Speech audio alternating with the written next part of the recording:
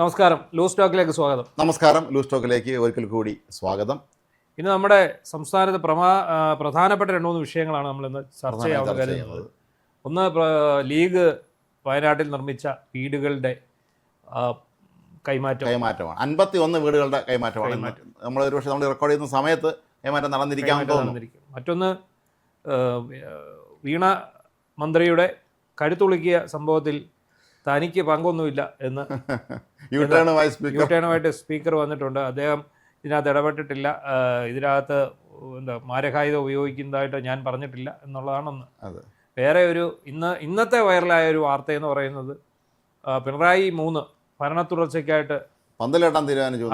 5-ാം തീയതി തന്നെ പന്തലിടുമെന്ന് പറഞ്ഞുള്ള മംഗളം ദിനപത്രത്തിൽ വന്നൊരു വാർത്തയെ ചൊല്ലിയുള്ള വിവാദങ്ങളാണ്. അപ്പോൾ നമുക്ക് ലീഗിൻ്റെ വീടുകളിലേക്കാണ് പോകേണ്ടത്. സത്യത്തിൽ പിണറായി വിജയനും കൂട്ടരും പോയി കാണേണ്ട ഒരു കാഴ്ചയാണ്. നമ്മളതിൻ്റെ വിഷ്വൽസാണ് കണ്ടത് എങ്കിൽ പോലും അതിമനോഹരമായ രീതിയിൽ ഗംഭീരമായിട്ട് തന്നെയാണ് അവരെ വീട് വെച്ച് കൊടുത്തിട്ടുള്ളത്. ആർക്കും അതിൽ കുറ്റം പറയാനൊന്നുമില്ല. അവിടുത്തെ ഫർണിച്ചറാണെങ്കിലും അവിടുത്തെ വീട്ടു ഉപകരണങ്ങളാണെങ്കിലും ബാക്കി എല്ലാ കാര്യവും വളരെ പെർഫെക്റ്റ് ആയിട്ടുള്ള ഒരു നിർമ്മിതി തന്നെയാണ് അവിടെ നടന്നിട്ടുള്ളത്. പ്രിയപ്പെട്ട പ്രേക്ഷകർ അറിയാൻ വേണ്ടിയാണ്. അത് 1060 സ്ക്വയർ ഫീറ്റ് വീടുകളാണ്. അതിനകത്ത് എല്ലാം 3 ബെഡ്റൂം ആധുനിക സൗകര്യങ്ങളോട് കൂടിയ വീടുകളാണ്. ഫർണിച്ചറുകൾ, TV, ഫ്രിഡ്ജ്, മിക്സി എല്ലാ സാധനമായിട്ടാണ് കൊടുത്തിരിക്കുന്നത്. അതിൽ 51 വീടുകൾ ലീഗ് വില കൊടുത്ത് വാങ്ങിയ സ്ഥലത്താണ് ഈ വീടുകൾ നിർമ്മിച്ചിരിക്കുന്നത്. 37 കോടി രൂപ ചെലവഴിച്ചാണ് ഈ 51 വീടുകൾ അവിടെ പൂർത്തിയായിരിക്കുന്നത്. ഇനിയും 54 വീടുകളുടെ പണി നടക്കുന്നുണ്ട്. പിണറായി വിജയൻ സർക്കാർ ജനങ്ങളുടെ കണ്ണിൽ പൊടിയിട്ടതുപോലെയല്ല, ജനങ്ങൾ പറ്റിച്ചതുപോലെയല്ല. വയനാട് മുണ്ടക്കൈ ചൂരൽമല ദുരന്ത ബാധിത പ്രദേശത്തുള്ള നാട്ടുകാരെ മാത്രമല്ല, ഈ കേരളത്തെ ഒന്നടങ്കം വഞ്ചിക്കുകയും തെറ്റിദ്ധരിപ്പിക്കുകയും ചെയ്ത ഒരു സർക്കാരാണ് പിണറായിയുടെ. പക്ഷേ ലീഗുകാരെ നമ്മൾ ഒരു കാര്യത്തിന് സമ്മതിക്കണം, യാതൊരു അവകാശവാദങ്ങളോ കൊട്ടിഘോഷിക്കലുകളോ ഒന്നും നടത്തിയിട്ടില്ല. അവർ ഇന്ന് ചടങ്ങുകൾ പോലും വളരെ ലളിതമായ രീതിയിൽ നടത്തണമെന്നാണ് അവർ ആവശ്യപ്പെട്ടേക്കുന്നത്. അപ്പോൾ ഈ ചടങ്ങുകൾ നടത്തുമ്പോൾ ചിലർക്കെങ്കിലും ഒരു സംശയം ഉണ്ടായേക്കാം, ഈ ലീഗുകാർ ഈ ചടങ്ങും അതുപോലെ തന്നെ ഈ വീട് ഏറ്റുവാങ്ങുന്നവരുടെ ഐഡന്റിറ്റിയും പുറത്ത് വിടരുത് എന്ന് അവർക്ക് നിർബന്ധമുണ്ട്. അപ്പോൾ ചില ആൾക്കാർ വന്ന് ചോദിക്കുന്നുണ്ട്, അത് തന്നെ അവർ മുസ്ലിങ്ങൾ മാത്രമാണോ, മുസ്ലിങ്ങൾക്ക് മാത്രമാണോ വീട്? ഒരിക്കലുമല്ല. എല്ലാ മതവിഭാഗത്തിൽപ്പെട്ടവർക്കും എല്ലാ സമുദായങ്ങൾക്കും എല്ലാ മനുഷ്യർക്കാണ് അവർ വീട് വെച്ചു. അതാണ് നമുക്ക് ഒറ്റവാക്കി. അല്ല, നമ്മൾ ചിന്തിക്കേണ്ടത് കേരളത്തിലെ രാഷ്ട്രീയ പ്രസ്ഥാനങ്ങളിൽ എപ്പോഴും മുസ്ലിം ലീഗിനെ കുറിച്ച് നമുക്ക് തോന്നിയിട്ടുള്ള കാര്യം, ഈ മാനുഷികമായ ഒരു വശത്തിന് അവരെല്ലാ കാലത്തും ഒരു വലിയതുപോലുള്ള പ്രാധാന്യം നൽകുന്ന ഒരു പ്രസ്ഥാനം തന്നെയാണ് അവർ. വേറെ വലിയ ഉദാഹരണമാണ് ഡോക്ടർ MK മുനീർ. അദ്ദേഹത്തിന് വലിയ സാമ്പത്തിക പ്രതിസന്ധി വരികയും CH തന്നെ, അതിൻ്റെ പിതാവായ CH മുഹമ്മദ് കോയ അദ്ദേഹം നിർമ്മിച്ച ആ വീട് തന്നെ ഇപ്പോൾ ഏതാണ്ട് ലേലത്തിൽ പോകുന്ന അവസ്ഥയിൽ ജപ്തിയിലേക്ക് പോകുന്ന ഒരു അവസ്ഥ എത്തിയപ്പോൾ പോലും ലീഗ് അടിയന്തരം ഇടപെട്ട് ആ പൈസ അടച്ച് തീർത്തു. സത്യം നമ്മുടെ നാട്ടിലെ രാഷ്ട്രീയ പ്രസ്ഥാനങ്ങൾ കണ്ടുപഠിക്കേണ്ടതാണ്. കാരണം മുസ്ലിം ലീഗ് എന്ന പ്രസ്ഥാനത്തെ ഇത്രയും കെട്ടിപ്പടുക്കുന്നതിൽ വലിയ പങ്കുവച്ച ആൾ തന്നെയാണ് CH മുഹമ്മദ് കോയ. അദ്ദേഹം പോലെ അദ്ദേഹത്തിൻ്റെ ഒരു വീട്, അദ്ദേഹത്തിൻ്റെ മകൻ്റെ ആരോഗ്യ പ്രശ്നമുണ്ട്, അദ്ദേഹം മന്ത്രി MLA കാരനാണെങ്കിൽ പോലും അദ്ദേഹം പൈസ ഉണ്ടാക്കിയില്ല. അതുകൊണ്ട് ഈ ഇത്തരത്തിലൊരു ജപ്തി നടപടിയിലേക്ക് നീങ്ങുന്നു എന്ന് കണ്ടപ്പോഴേ അത് അവർ വളരെ വളരെ ഉചിതമായ നടപടി തന്നെയാണ് അവിടെ സ്വീകരിച്ചത്. അതുപോലെ തന്നെയാണ് ഈ വീടിൻ്റെ കാര്യത്തിൽ.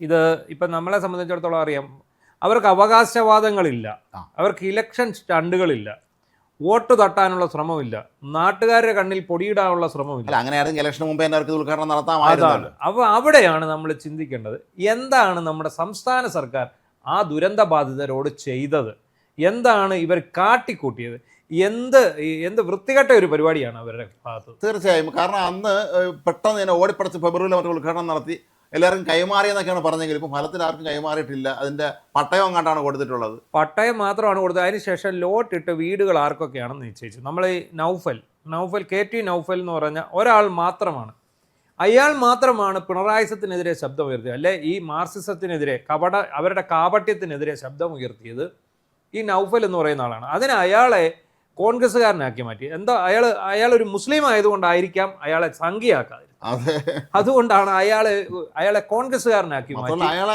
അയാളെ കുറിച്ച് നമ്മൾ കേട്ടിട്ടില്ലാത്ത കെട്ടുകഥകളുടെ ഒരു നീണ്ട നിര തന്നെ അങ്ങോട്ട് വന്നു. ഇയാൾ തട്ടിപ്പുകാരനാണ്, കുഴപ്പക്കാരൻ, അയാളെ ബന്ധുക്കൾ മരിച്ചിട്ടില്ല, അങ്ങനെയൊക്കെ പറഞ്ഞ് ഒരുപാട് സോഷ്യൽ മീഡിയയിൽ കള്ളക്കഥകൾ ഉണ്ടാക്കി.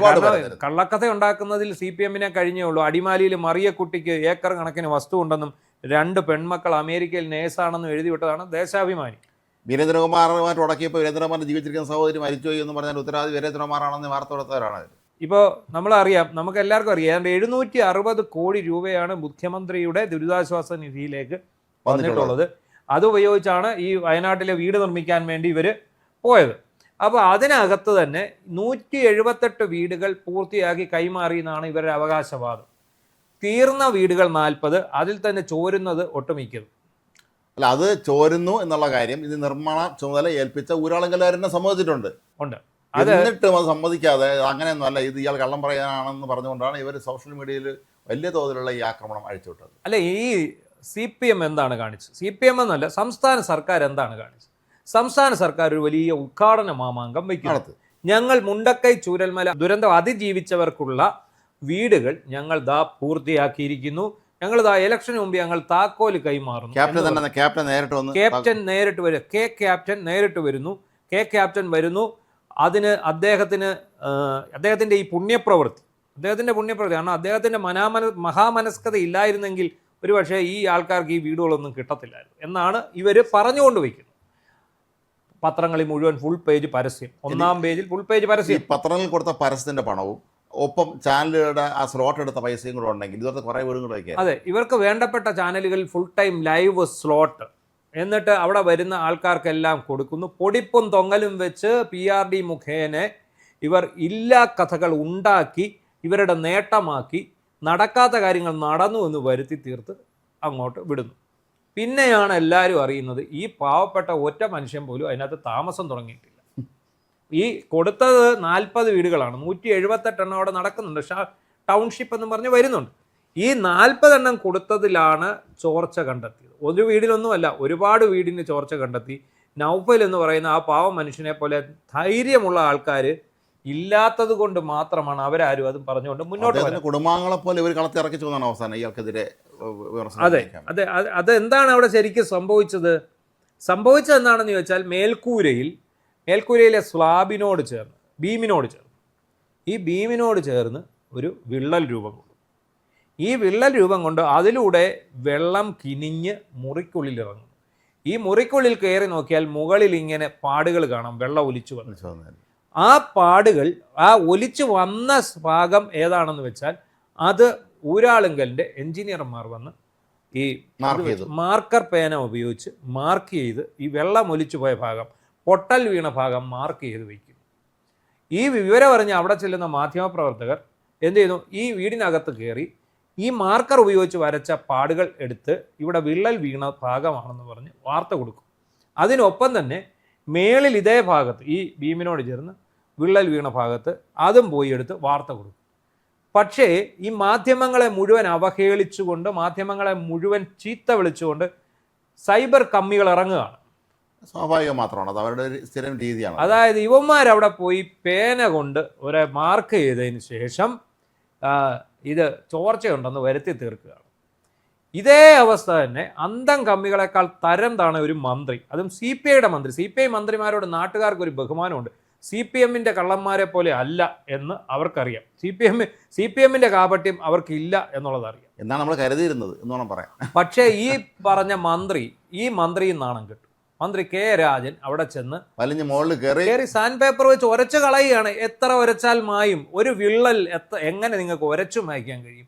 അത് നിങ്ങൾക്ക് അടച്ചു മാത്രമേ മായ്ക്കാൻ. ഈ മന്ത്രിക്ക് അവിടെ പോകുന്നതിന് മുമ്പ് എഞ്ചിനീയർമാരെ വിളിച്ചിട്ട് എന്താണ് ശരിക്കും സംഭവിച്ചത് അറിയാൻ വേണ്ടല്ല. പിന്നെ CPM ആണല്ലോ സ്ഥിരം ഈ കള്ളത്തരം പറഞ്ഞു കൊടുക്കുന്നത്. ഇത്തവണ എന്നാൽ CPIയുടെ തല ഇരുന്നോട്ടെന്ന് കരുതി, റവന്യൂ എൻ്റെ കൂടെ വകുപ്പാണല്ലോ എന്ന് കരുതിയാണ് അദ്ദേഹം പോയത്. അപ്പോൾ എന്താണ്, മേളിൽ വിള്ളൽ വീണ ഭാഗം പ്രത്യേകം അവർ ഇങ്ങനെ ഒരു ബോക്സ് പോലെ പണിഞ്ഞ് അതിനകത്താക്കി വെച്ചിരിക്കുകയാണ്. അപ്പോൾ അപ്പോഴത്തേക്ക് എന്തൊക്കെ ന്യായീകരണങ്ങളാണ് വരുന്നത്?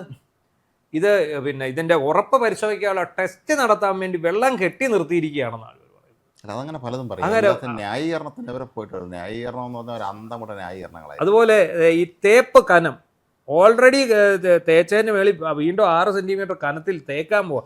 ഇത് തേച്ച് കഴിയുമ്പോൾ ഈ കനം കൂടുകയാണ്. ഈ പറയുന്ന ബീമിനോ ഈ പറയുന്ന വീടിനോ ഇതിൻ്റെ അടിത്തറയ്ക്കോ ഇത് താങ്ങാൻ കഴിയുമോ എന്നുള്ളതാണ് അടുത്ത പ്രശ്നം. ഇനി ഇൻ കേസ് ഇത് വീണ്ടും ചോർന്നു കഴിഞ്ഞാൽ ഇത് ഒടിഞ്ഞു പൊളിഞ്ഞ് ഇവരുടെ മണ്ടയ്ക്ക് തന്നെ വീണ് മറ്റൊരു വലിയ ദുരന്തം കൂടി ഉണ്ടാകും. അങ്ങനെ നാട്ടുകാരെ പറ്റിച്ച് ഈ കേരള സമൂഹത്തെ ഒന്നാകെ വഞ്ചിച്ചുകൊണ്ട് ഒരു വീട് കൈമാറ്റമാണ് അവിടെ സംസ്ഥാന സർക്കാർ നടത്തിയത്. ഏതായാലും അതിൻ്റെ എല്ലാം വളരെ വ്യത്യസ്തമായി മാതൃകാപരമായ ഒന്ന് തന്നെയാണ് മുസ്ലിം ലീഗ് അതുകൊണ്ടാണ് ചെയ്തത്. നമ്മൾ പറയുന്നത് പിണറായി വിജയനും അദ്ദേഹത്തിന്റെ മന്ത്രിസഭയും ഇവിടുത്തെ അന്തം സൈബർ കമ്മികളും അടക്കം പോയി നിങ്ങൾ ആ മുസ്ലിം ലീഗിന്റെ വീട് കാണണം. സിനിമാ താരങ്ങളും വരണം. മമ്മൂട്ടിയെ കൂടെ വിളിച്ചോളൂ, അതെ, മമ്മൂട്ടിയെ കൂടെ വിളിച്ചുകൊണ്ട് പോയി നിങ്ങൾ ഇത് കാണുക, കണ്ടിട്ട് നിങ്ങൾ പറയണം. ആ വീട്ടിൽ താമസിക്കുന്നവരോടൊന്നും നിങ്ങൾ പറയണ്ട, ഈ വീടിനെ കുറിച്ച് നിങ്ങൾ പറയണം. ഈ വീട് ഇത്ര നന്നായിട്ട് ഇത്ര കുറഞ്ഞ ചെലവിൽ, അതായത് 51 വീട് നിർമ്മിക്കാൻ വേണ്ടിയുള്ള സ്ഥലം മുസ്ലിം ലീഗ് കാശ് കൊടുത്ത് വാങ്ങി. അവിടെ ഈ ഇത്രയും വീട് വെച്ചാൽ 37 കോടി രൂപയ്ക്കകത്തേ ആയിട്ടുള്ളൂ ഈ 51 വീടുകൾ വെച്ചത്. അതെ, ഇവിടെ ആ സ്ഥലത്താണ് നിങ്ങൾ എല്ലാവരും ഈ ഓർത്തോണം, സർക്കാർ സ്ഥലം നേരിട്ട് ഏറ്റെടുത്ത് ആ ഏറ്റെടുത്ത സ്ഥലത്ത് വെച്ചു കൊടുത്ത ടൗൺഷിപ്പിലെ വീടുകളുടെ അവസ്ഥ. ഏതായാലും UDF ഏറ്റവും വലിയ കക്ഷിയായ കോൺഗ്രസ്സുകാരും രണ്ടാമത്തെ കക്ഷിയായ ലീഗ് ചെയ്ത ഈ പുണ്യപ്രവൃത്തി അവർ കാണുകയും ഇങ്ങനെയാണ് ചെയ്യേണ്ടതെന്ന് അവർ കൂടെ മനസ്സിലാക്കാൻ നല്ലതായി. കോൺഗ്രസ്സുകാരും ഇത് കണ്ടുപിടിക്കണം. CPM മാത്രമല്ല, പിന്നെ BJP-ക്കാരെ കൊണ്ട് ഇതിനൊന്നും പറ്റത്തില്ല. അത് അല്ല, അവർ വേറെ മാർഗത്തില്ല, അവർ മറ്റൊരു രീതിയാണ്. പക്ഷേ കോൺഗ്രസ്സുകാർ ഇത് കണ്ടുപിടിക്കും. നിങ്ങളെ കൊണ്ട് എടുക്കാൻ പറ്റത്തില്ലെങ്കിൽ നിങ്ങൾ ഈ പണിക്ക് പോകരുത്. ഇപ്പൊ ഇന്ത്യയിൽ മുഴുവൻ സംസ്ഥാനത്ത് യൂണിറ്റ് ഉള്ള ഒരു പാർട്ടിയാണ് കോൺഗ്രസ് എന്നുള്ള വാർത്തകൾ. മുസ്ലിം ലീഗിനെ സംബന്ധിച്ചിടത്തോളം അദ്ദേഹം അങ്ങനെ എല്ലാ സംസ്ഥാനത്തും പേര് മാത്രമേ ഇന്ത്യൻ യൂണിയൻ മുസ്ലിം ലീഗ് ഉള്ളൂ, ബാക്കി ആകെ ഉള്ളത് കേരളത്തിൽ മാത്രമാണ്, തമിഴ്നാട്ടിലൊക്കെ ഉണ്ട്.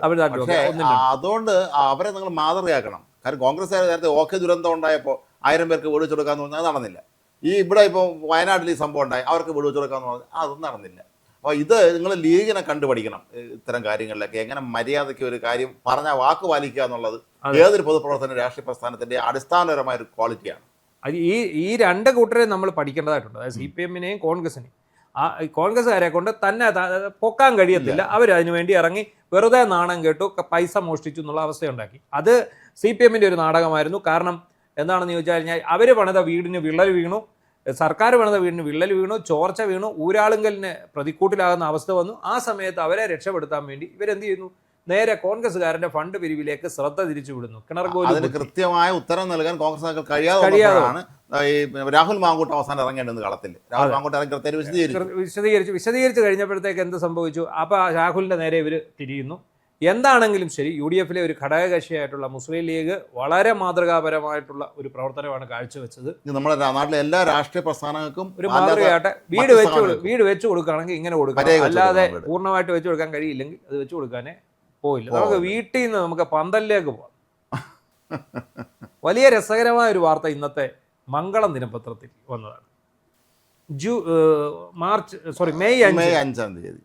മെയ് 4 വോട്ടെണ്ണുന്നു. മെയ് 5 സത്യപ്രതിജ്ഞ ചെയ്യാൻ ഒട്ടും സമയം കളയാനല്ലേ പിണറായിക്ക്.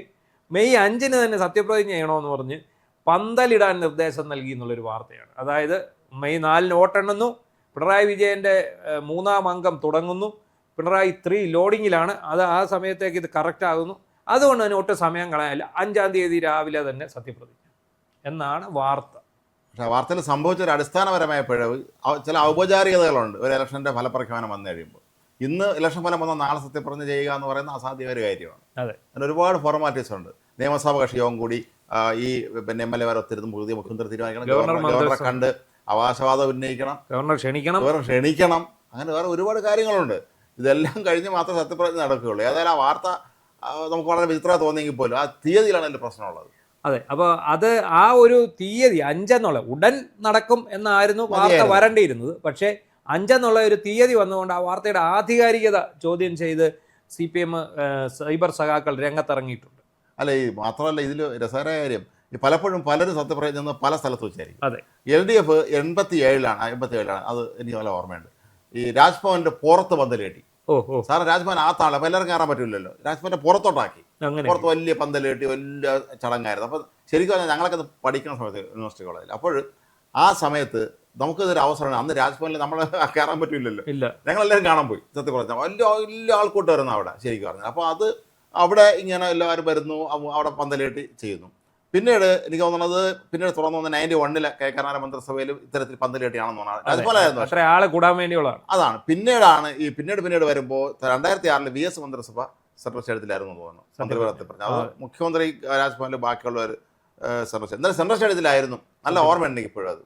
അപ്പോൾ ഈ പറഞ്ഞ സംഭവം ഏതാണ്ട് ശരിയാകാനാണ് സാധ്യത. പിണറായി വിജയനെ ഇവിടുത്തെ ഇന്റലിജൻസ് സംവിധാനം തെറ്റിദ്ധരിപ്പിച്ചിട്ടുണ്ട് എന്നാണ് നമുക്ക് തോന്നുന്നത്. പിണറായിയുടെ ഭരണ തുടർച്ച ഉണ്ടാകും. നേരിയ സീറ്റിനാണെങ്കിലും പിണറായി 3 കൊണ്ട് സംഭവിക്കും എന്ന്. അപ്പോൾ അതിൻ്റെ അടിസ്ഥാനത്തിലാണ് അദ്ദേഹം ഇത് ഇങ്ങനെ പറഞ്ഞതെന്ന് പറയുന്നു. പക്ഷെ അതിനെ എതിർത്ത് രംഗത്ത് വന്ന ആൾക്കാർ പറയുന്നത് കോൺഗ്രസിന് വേണ്ടി വിടുപണി ചെയ്തിരിക്കുകയാണ് ഈ പത്രം എന്നാണ് പറഞ്ഞത്. അപ്പം കോൺഗ്രസിന് വേണ്ടി വിടുപണി ചെയ്യുക എന്ന് പറഞ്ഞാൽ എന്താ, ഇപ്പോഴത്തെ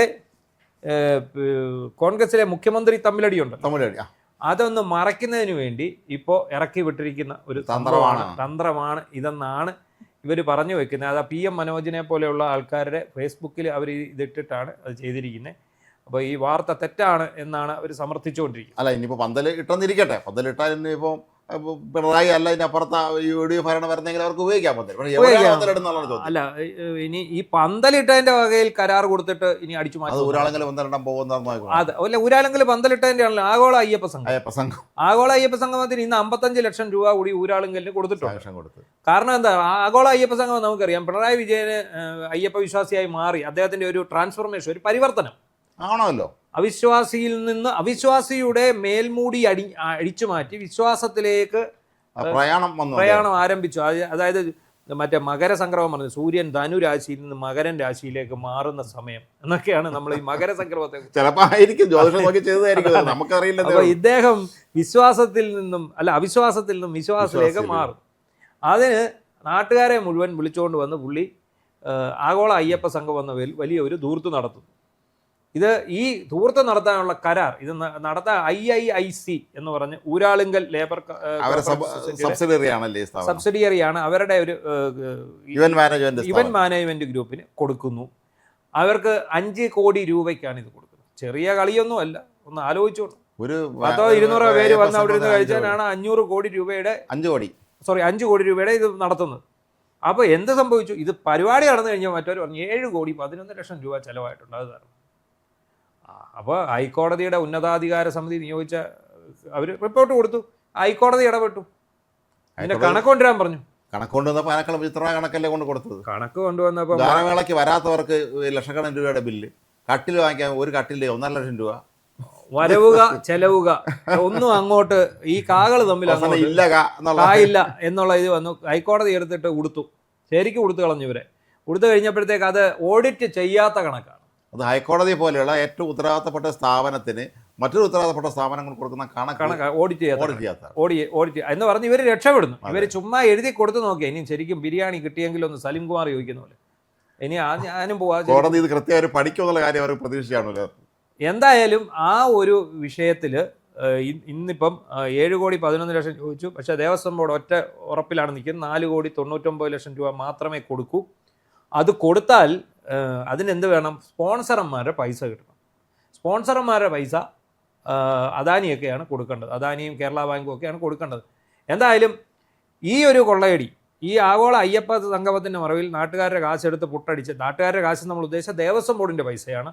ദേവസ്വം ബോർഡിൻ്റെ പൈസ എന്ന് പറയുന്നത് ഈ നാട്ടിലെ ഭക്തരുടെ പൈസയാണ്. അതെ, ഈ ഭക്തരെന്ന് പറയുന്നത് ഈ നാട്ടിലെ പൗരന്മാരാണ്. അതുകൊണ്ടാണ് ഇത് നാട്ടുകാരുടെ പൈസയാണെന്ന് പറയുന്നത്. അപ്പോൾ അതൊക്കെ എടുത്ത് പുള്ളി ദോഷമൊക്കെ അകറ്റിയാണ് ഇത്തവണ മത്സരത്തിനിറങ്ങിയത്. അപ്പോൾ അദ്ദേഹത്തിന് പൂർണ്ണമായിട്ട് ഉറപ്പായി വിജയിക്കുമെന്ന്. അപ്പോൾ ഇനി അഥവാ വിജയിച്ചില്ലെങ്കിൽ വിജയിപ്പിക്കണേ എന്ന് അഭ്യർത്ഥിക്കാൻ മകനെ ഗുരുവായൂരും പറഞ്ഞു. പ്രത്യേക പൂജ നടത്തിക്കാണ്, മകളെ തഞ്ചാവൂർ പോയിട്ടുണ്ട്, അപ്പോൾ അങ്ങനെ ആണ് ഇപ്പം നടക്കുന്നത്. അപ്പോൾ പിണറായി വിജയൻ പന്തലിടാൻ തീരുമാനിച്ചു എന്നുള്ള വാർത്ത ശരിയാവാനാണ് സാധ്യത. അതിനകത്ത് തെറ്റുള്ളതായിട്ട് തോന്നുന്നില്ല. പിണറായി വിജയൻ സത്യപ്രതിജ്ഞ ചെയ്യാൻ വേണ്ടി എനിക്ക് സ്വപ്നത്തിൽ ഒക്കെ ദർശനമൊക്കെ വന്നു കാണും നിങ്ങൾ സത്യപ്രതിജ്ഞ ചെയ്യുന്നതായിട്ട്. എന്തായാലും ആ സംഭവത്തിൽ അദ്ദേഹം സത്യപ്രതിജ്ഞ ചെയ്യുന്നെങ്കിൽ ചെയ്യട്ടെ. ഇനി പന്തൽ ഏതായാലും അവിടെ കിടക്കട്ടെ, ആരെങ്കിലുമൊക്കെ സത്യപ്രതിജ്ഞ ചെയ്യുമല്ലോ. അതെ, പന്തൽ നിർമ്മിച്ചാൽ കുഴപ്പമില്ല. ഈ രാജ്ഭവനിലാണോ പന്തൽ ഇടുന്നത്, സെൻട്രൽ സ്റ്റേഡിയത്തിലാണോ എന്നറിയില്ല. എവിടെയാണെങ്കിലും ഓരോ പന്തൽ ഇടുന്നത് കുഴപ്പമൊന്നുമില്ല. എൻ്റെ അടുത്ത് ഓരോ പന്തൽ അങ്ങോട്ടേക്കാം. അപ്പം ആ പന്തൽ കരാറ് മാത്രം ഊരാളുങ്കലിന് കൊടുക്കരുത് എന്ന് മാത്രമാണ് നമുക്ക് പറയാനുള്ളത്. മാത്രമല്ല, മഴക്കാലമാണ് വരുന്നത്. സത്യപ്രതിജ്ഞ മഴ പെയ്യാണെങ്കിൽ എല്ലാം കൂടെ പാവപ്പെട്ട വയനാട്ടിലെ മനുഷ്യർക്ക് വീട് ചെറുത്തലായി പോകും. എന്തായാലും പിണറായി വിജയൻ കടുത്ത ആത്മവിശ്വാസത്തിലാണെന്നാണ് പറയുന്നത്. നല്ലതാണത്, അത് നല്ലതാണ്. ആ ആത്മവിശ്വാസം കാരണം ഇടയ്ക്ക് വാക്ക് മാറ്റി. ഇന്നത്തെ ഈ ഒരു വാർത്ത കാരണം എവിടെ നിന്നൊക്കെയാണെന്നറിയാം കൃമികീടങ്ങളൊക്കെ പൊങ്ങി വന്നു. വെള്ളാപ്പള്ളി ഏകദേശം പൊങ്ങി വന്നിരിക്കും. വെള്ളാപ്പള്ളി പെട്ടെന്ന് പറഞ്ഞു. അപ്പം വെള്ളാപ്പള്ളി കഴിഞ്ഞ ആഴ്ച വരെ പതിവ് പോലെ അദ്ദേഹം അവിടെ നിൽക്കുന്നു, ഇവിടെ നിൽക്കുന്നു. അപ്പോൾ കഴിഞ്ഞ ആഴ്ച വരെ സതീശൻ മുഖ്യമന്ത്രിയായ യോഗ്യനാണെന്ന് പറഞ്ഞു, ഒന്ന് മാറ്റി. പിന്നെ കുറച്ച് KC ഒരു യോഗ്യനാണെന്ന് പറഞ്ഞു, പിന്നെ രമേശ് യോഗ്യനാണെന്ന് പറഞ്ഞു. ഇതെല്ലാം പറഞ്ഞുകൊണ്ടിരിക്കുന്ന ആള് പിണറായി വിജയൻ നല്ല മുഖ്യമന്ത്രിയാണ്. ഇവരൊക്കെ ഉണ്ടെങ്കിലും പിണറായി വന്നാൽ അതാണ് താല്പര്യം. കാരണം അദ്ദേഹത്തിന് മനസ്സിലായി പിണറായി പോകുന്നുള്ളത്. അപ്പോൾ ഇപ്പോൾ എന്താണ് ഇന്നത്തെ വാർത്തയും പന്തലും ഒക്കെ കണ്ടപ്പം വെള്ളാപ്പള്ളി വിചാരിച്ചു ഗുരുവായൂരപ്പനും അയ്യപ്പനും കൂടി പിണറായിയെ വീണ്ടും കൊണ്ടുവരും. അപ്പോൾ എൻ്റെ കാര്യം സേഫായി. അപ്പോൾ എൻ്റെ കാര്യം സേഫ്. അദ്ദേഹം വളരെ ആഹ്ലാദ ചിത്തനായിട്ട് ഇന്ന് ഭയങ്കര പ്രസ്താവന നടത്തിയിരിക്കുകയാണ്. പിണറായി വിജയൻ വീണ്ടും കാത്തു സൂക്ഷിച്ച മാമ്പഴം പിണറായി ഒത്തിക്കൊണ്ട് പോകുന്നൊക്കെ പറഞ്ഞ പുള്ളി രംഗത്തിറങ്ങി. എന്തൊരു പിണറായി സ്തുതികളാണ്. അതാണ് എപ്പോഴും സ്തുതിയാണല്ലോ അദ്ദേഹത്തിന്. അപ്പോൾ അദ്ദേഹത്തിന് ആശ്വാസം വന്നു. കാരണം ഇപ്പം ഇതിൽ SNDP യോഗം ജനറൽ സെക്രട്ടറി സ്ഥാനത്തൊന്നും അയോഗ്യനാക്കി വെച്ചിരിക്കുകയാണ്. താൽക്കാലികം ചുമ്മാ അവിടെ നിൽക്കുന്നതേ ഉള്ളൂ. ഇപ്പം അയോഗ്യനാണ്. ഹൈക്കോടതി സ്റ്റേ ചെയ്ത് വെച്ചു എന്ന് വെച്ച് തൽസ്ഥിതി ഒന്നും കൊടുത്തിട്ടില്ല. പണ്ടത്തെ പോലെ തുടരാനൊന്നും പറഞ്ഞിട്ടില്ല. അതുപോലെ എല്ലാവർക്കും വോട്ടവകാശം എന്ന് പറയുന്ന പിന്നെ SNDP യോഗത്തിൻ്റെ യോഗത്തിൽ എല്ലാവർക്കും വോട്ടവകാശം എന്നുള്ള ആ ഹൈക്കോടതി വിധിയെ അപ്പീൽ പോയി. അപ്പീൽ സുപ്രീം കോടതി ഇരിക്കുകയാണ്. ആ സുപ്രീം കോടതിയിൽ ആ അപ്പീൽ സ്വീകരിക്കാതിരിക്കാൻ വേണ്ടി ആവുന്ന പണി 56 ഇവർ നോക്കി. കേന്ദ്ര സർക്കാരിന്റെ അതായത് ആരും വിളിച്ചില്ല. ഉള്ളി അവിടെ ഓടിച്ചെന്ന് ഇന്നസെന്റിലെ സിനിമയിൽ പറയുന്ന പോലെ എന്നെ ആരും വിളിച്ചെന്നും പറഞ്ഞാൽ അവിടെ ഓടിച്ചെല്ലുന്നു, ചെന്ന് ഹാജരാകുന്നു. പക്ഷേ ഇത് ഫയലിൽ തള്ളണമെന്ന് പറയുന്നു. പക്ഷേ ഹൈക്കോടതി അത് ഫയലിൽ സ്വീകരിക്കുന്നു. സംഗതി ഫയലിൽ സ്വീകരിച്ചു എന്ന് മാത്രമല്ല, ഹൈക്കോടതിയല്ല സുപ്രീം കോടതി ഫയലിൽ സ്വീകരിച്ചു. എല്ലാവർക്കും നോട്ടീസ് വിട്ടു. ഇനിയിപ്പോൾ അതിൻ്റെ എല്ലാവർക്കും വോട്ടവകാശം എന്നുള്ള ആ വിധി മിക്കവാറും സ്ഥിരപ്പെടുത്തി കൊടുത്താൽ, ഇപ്പോൾ ജസ്റ്റിസ് ദേവൻ രാമേന്ദ്രൻ അടങ്ങുന്ന ബെഞ്ച് ആ പിന്നെ സിംഗിൾ ബെഞ്ചിൻ്റെ വിധി സ്റ്റേ ചെയ്തതാണ്. അതിനെതിരെയാണ് SNDP സംരക്ഷണ സമിതി സുപ്രീം കോടതി പോയിട്ടുള്ളത്. അപ്പോൾ അങ്ങനെ ഇരിക്കുന്ന വെള്ളാപ്പള്ളിക്ക് വീണ് കിട്ടിയ ഒരു വലിയ പിടിവള്ളിയാണ് ഇപ്പോൾ പിണറായി വിജയൻ വീണ്ടും വരും എന്നുള്ളത്. കാരണം പ്രതിയായി ഒരു ദിവസം പോലും ജയിലിൽ കിടക്കരുത് എന്ന് വെള്ളാപ്പള്ളി ആഗ്രഹിക്കുന്നു. ഏതായാലും വെള്ളാപ്പള്ളിയുടെ വിശ്വാസം വെള്ളാപ്പള്ളിയെ തന്നെ രക്ഷിക്കട്ടെ എന്ന് നമുക്ക് പ്രാർത്ഥിക്കാം. അത്രയേ ഉള്ളൂ. അതിനിടയ്ക്ക് വേറൊരു രസകരമായ സംഭവം കൂടെ നടന്നു. മൊത്തം കേരള രാഷ്ട്രീയം എന്ന് പറഞ്ഞാൽ തമാശയായി മാറിയോ സത്യത്തിൽ സംശയമുണ്ട്. നമ്മൾ വളരെ ഗൗരവത്തോടെ സമീപിക്കേണ്ട ഒരു കാര്യം. നമ്മുടെ സ്പീക്കർ NM ഷംസീർ വീണയുടെ പെടലി ഉളുക്കിയ സംഭവത്തിൽ, മന്ത്രി വീണയുടെ പെടലി ഉളുക്കിയ സംഭവത്തിൽ ഞാനല്ല പിന്നിൽ പ്രവർത്തിച്ച, ഞാനല്ല ഈ പ്രചാരണത്തിന് പിന്നിൽ എന്ന് പറഞ്ഞു വധിക്കാൻ ശ്രമിച്ചു എന്ന് പറഞ്ഞാൽ ഞാനല്ല. മിസ്അണ്ടർസ്റ്റാൻഡ് മീ ജഗതി പറയുന്ന പോലെ എന്ന് പറയുന്ന പോലെ നിങ്ങൾ എന്നെ തെറ്റിദ്ധരിക്കരുത്, ഞാനല്ല. തലയ്ക്ക് വെക്കാനുള്ള പരിപാടിയാണ്. തലയ്ക്ക് വെക്കും. കാരണം എന്നറിയോ, ഗോവിന്ദനൂരി പെടലി കൈപിടിച്ച് തിരിച്ചു എന്നും പെടലി ഒടിച്ചു എന്നും പറഞ്ഞ ഗോവിന്ദനൂരി ഗറില്ലായ വാർഫെയർ ആണെന്നാണ് MP ഗോവിന്ദൻ പറഞ്ഞത്. ഇനി അതേ ഇനിഷ്യലുള്ള MV ജയരാജൻ ഒരു മൊബൈൽ എടുത്ത് വെച്ച് കറുത്ത തുണിക്കിടയിലൂടെ ആക്രമിക്കുക എന്നൊക്കെ പറഞ്ഞ് പുള്ളിയുടെ ഒരു വരട്ട് തത്വവാദമൊക്കെ പുള്ളി ഇറക്കി വിട്ടായിരുന്നു. പുള്ളിയും മുങ്ങി. ഇനി ആകെ പിടിച്ചു വെക്കാൻ പറ്റുന്നത് ഈ പാവത്തിന്റെ തലയിലാണ്. അതെ, ഇപ്പോഴേ എന്നേ അയാൾ അനഭിമതനാണ്, ഈ പാർട്ടിക്ക് അനഭിമതനാണ്. അയാളെ ഒതുക്കി ഒരു മൂലയ്ക്ക് ഇട്ടിരുന്നു. ഇനിയും എന്തെങ്കിലും സ്ഥാനമാനം കൊടുത്തില്ലെങ്കിൽ അത് പിന്നീട് പിണറായിക്കും മരുമകനും മോശമായി ഭവിക്കുമെന്ന് കണ്ടിട്ടാണ് സ്പീക്കറെങ്കിലും ആക്കിയത്. അദ്ദേഹത്തെ സ്പീക്കറല്ല, അദ്ദേഹത്തെ മന്ത്രിയാക്കേണ്ട ആളാണ്. അത് അങ്ങനെയാണ് സ്പീക്കറാക്കിയത്. ആ സ്പീക്കറാക്കിയ ഷംസീർ കണ്ണൂരിൽ ഈ സംഭവം നടക്കുമ്പോൾ പ്ലാറ്റ്ഫോമിൽ ഉണ്ടായിരുന്നു എന്നുള്ളത് മാത്രമാണ് അയാൾ പറഞ്ഞിട്ടുണ്ട്. ഞാൻ ചെന്നപ്പോൾ എനിക്ക് ട്രെയിന് സമയമായിരുന്നു, പക്ഷേ നിയമസഭയിലെ ഒരു അംഗമാണ് ഈ മന്ത്രി.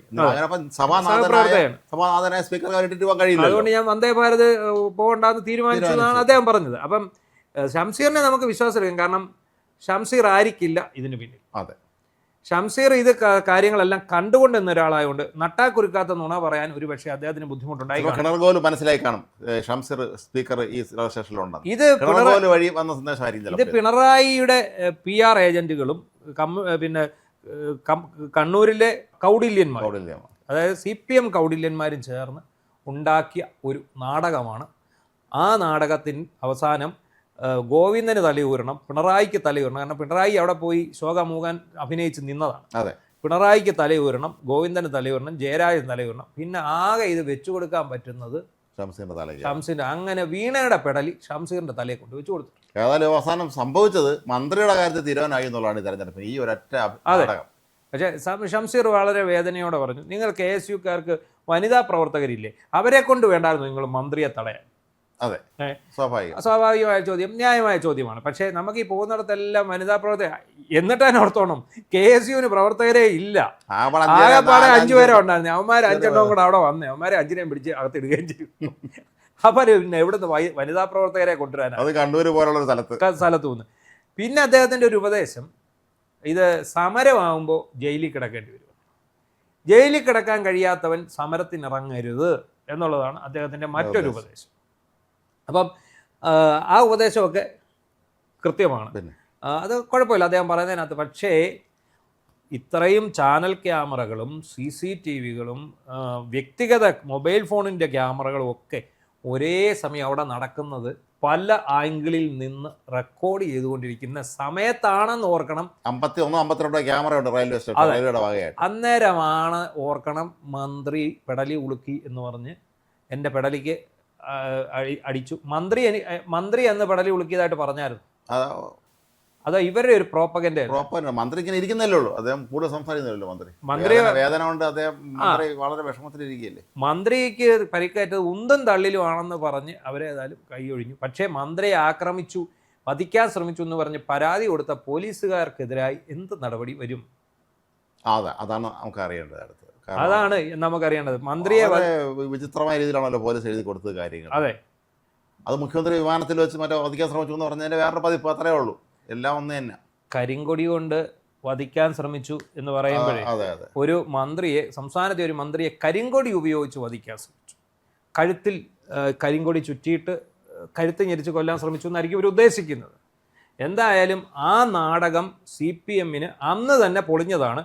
പക്ഷേ അതിൻ്റെ ഒരു സമ്പൂർണ്ണ തകർച്ച, ആ നാടകത്തിൻ്റെ കർട്ടൻ മുഴുവനായിട്ട് ഇപ്പോഴാണ് വീണിരിക്കും. എന്തായാലും സ്പീക്കർ അക്കാര്യം പറഞ്ഞല്ലോ. സ്പീക്കർ അദ്ദേഹം തൻ്റെ നിലപാട് അദ്ദേഹം വ്യക്തമാക്കി. ഈ കൂട്ടത്തിൽ ഇതുമായി ബന്ധമില്ലെങ്കിൽ പോലും സ്പീക്കർ എന്ന് പറഞ്ഞ ഒരു കാര്യം കൊണ്ട് നമ്മൾ ചിന്തിക്കേണ്ടതാണ്. അദ്ദേഹം പറഞ്ഞത് ഈ യുവാക്കളായി എത്തുന്ന നിയമസഭാ സാമാജികന്മാർ കൂടുതൽ ഗൗരവതരമായ അവിടുത്തെ കാര്യങ്ങളിൽ പങ്കെടുക്കണം, അവിടെ ഹാജരായിരിക്കണം, നടക്കുന്ന കാര്യങ്ങളിൽ പങ്കെടുക്കണം എന്നുള്ളത് അത് വളരെ പ്രസക്തമായൊരു കാര്യമാണ്.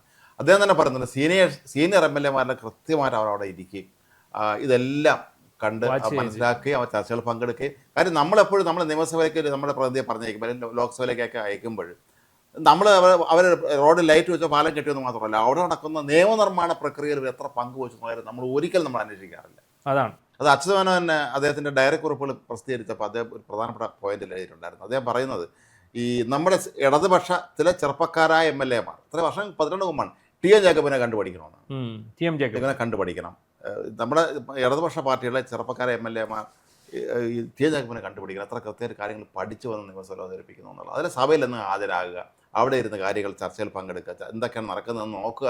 ഇത് വളരെ പ്രധാനപ്പെട്ട കാര്യമാണ്. അത് നമ്മൾ നേരത്തെ പറഞ്ഞ ചർച്ചയെ ബന്ധമില്ലെങ്കിൽ പോലും സ്പീക്കർ പറഞ്ഞത് വളരെ പ്രസക്തമായൊരു കാര്യമാണ്. നമ്മളത് അപ്രീഷിയേറ്റ് ചെയ്യണം. ഒരു ചെറുപ്പക്കാരനായ സ്പീക്കർ എന്നുള്ള നിലയിൽ അദ്ദേഹം അത് പറഞ്ഞത് വളരെ നല്ല കാര്യമാണ്. അവരുടെ തലമുറയിൽപ്പെട്ട ആളെക്കുറിച്ച് തന്നെയാണ് അദ്ദേഹം അത് പറഞ്ഞത്. എന്തായാലും CPM ഈ വീണയുടെ പെടലി ഉളുക്ക് നാടകം അതിൻ്റെ സംവിധാനം ഷംസീറിൻ്റെ തലയിൽ വെക്കാനാണ് ശ്രമിച്ചത്. പക്ഷേ അദ്ദേഹത്തിന് അതിൻ്റെ സംവിധായകനാകാൻ താല്പര്യമില്ല എന്നുള്ളതാണ്. ഇത് വരും ദിവസങ്ങളിൽ ഇനിയിപ്പോൾ കൂടുതൽ ചർച്ചകളിലേക്ക് പോകും. ഇന്നത്തെ ഈ പിണറായിയുടെ പന്തലും ഒക്കെ ആയിട്ട് ഇത് മുന്നോട്ട് പോവുകയാണ്. അപ്പോൾ ഇന്നത്തെ നമ്മുടെ ലൂസ് ടോക്ക് ഇവിടെ സമാപിക്കുന്നു. നന്ദി, നമസ്കാരം.